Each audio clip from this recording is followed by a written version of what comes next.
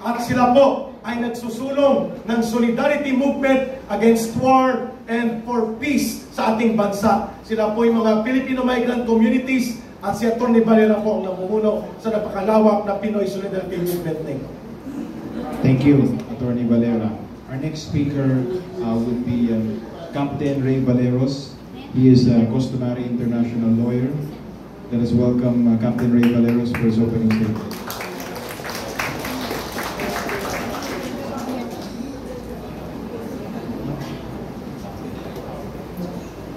Maraming salamat, Brother Dan.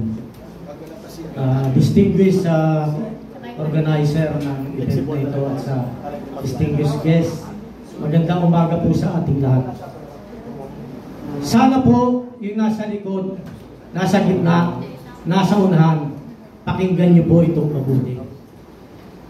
Kapag ako po ay umiikot sa buong Pilipinas, hindi ko po binabago ang statement na ibinibigay natin.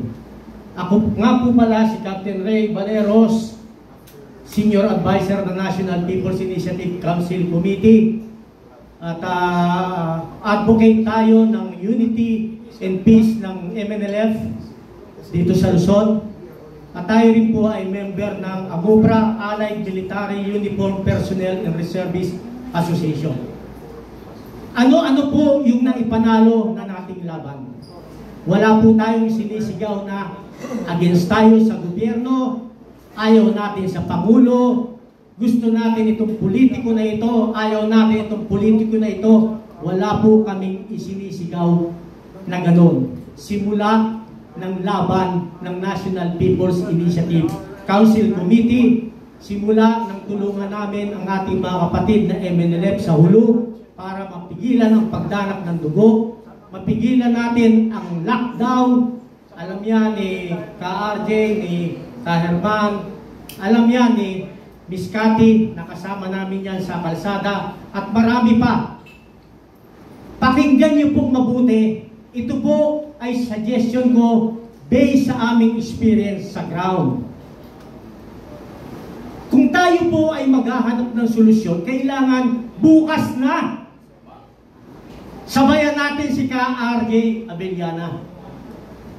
Bakit ko po sinasabi? Kapos na po tayo sa panahon. Kapos na po tayo sa time. Kapag ka mayroong isang siraulong pumindot ng boto na panggera, lahat po tayo, mayaman, mahirap, diniskas na ni Ka-RJ kanina, kahit na ikaw ay pinakamayamang businessman, apektado ka rin. Lahat tayo. Ang problema sa bansang ito, kaya hindi tayo manalo sa laban, wala tayong unity, hindi natin alam ang kahulugan ng salitang priority. Marami tayong gustong ipakipaglaban. May sektor ng transportasyon, may sektor ng labor, may sektor ng kalusugan, napakaraming sektor. Ang tanong ko po, kapag ka nag-elect tayo ng presidente, vice president, governor, congressman, mayor, kahit sino pa mang national or local government official, pag nanalo na sila, bumabalik pa sila sa taong bayan at sinasabi ang ganito. Dahil ako ay inuupo ninyo sa aking pwesto, kundi dahil sa boto ninyo, wala ako rito. Ano ba ang gusto ninyo ngayon na gawin ko para sa inyo bilang representante ninyo dito sa aking kinakaupuan? May bumalik na po bang ganyang politiko sa taong bayan? Huwag niyo pong kakalimutan ito. Dito kami nakaangkla.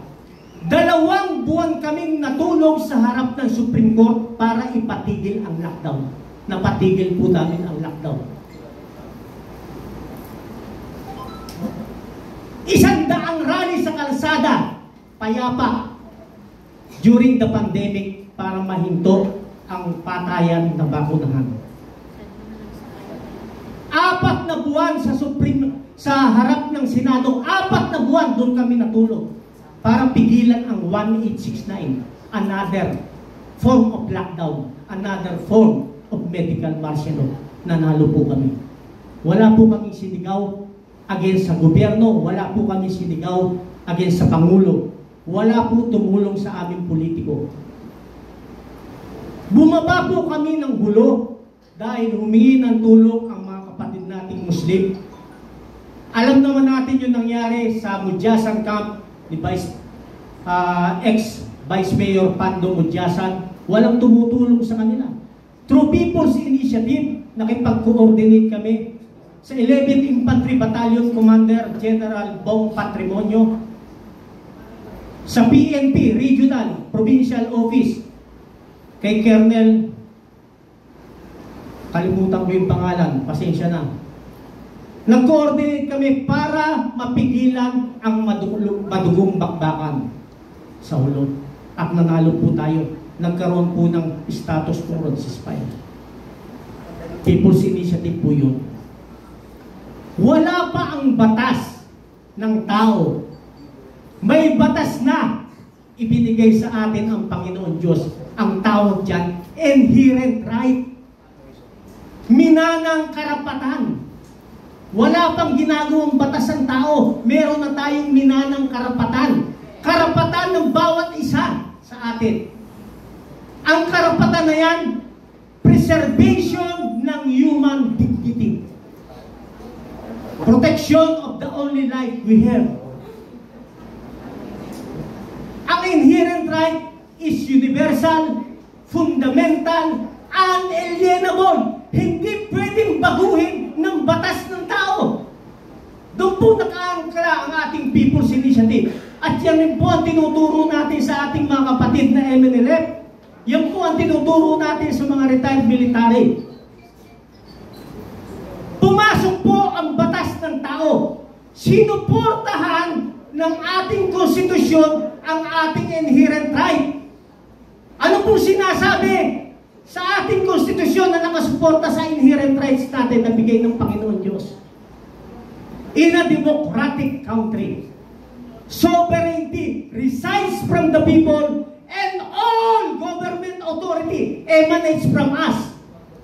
Lahat ng nangyayari sa bansa natin, sa atin nagmumula at tayo ang magdi-decide.